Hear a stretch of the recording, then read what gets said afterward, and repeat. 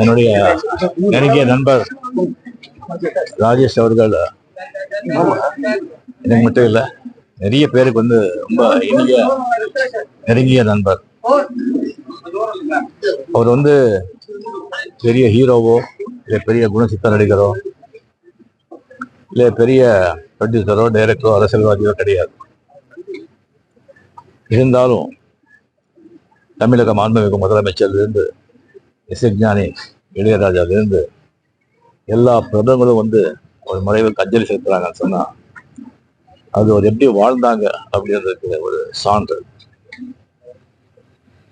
இந்த ஆடு தொடாத இலையன்னு சொல்றாங்க, அந்த மாதிரி அது தெரியாத விஷயங்களே கிடையாது.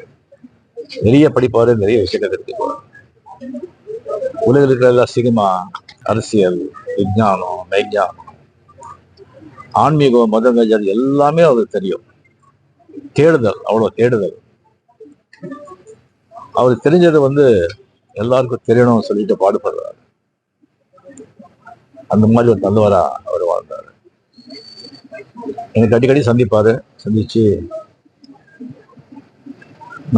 நீங்க ரொம்ப நல்லா இருக்கணும், ரொம்ப நாள் நல்லா இருக்கணும், ஆரோக்கியமா இருக்கணும், அதுக்கு நீங்க என்னென்ன செய்யணும், என்னென்ன சாப்பிடணும் அப்படியெல்லாம் சொல்லுவாரு.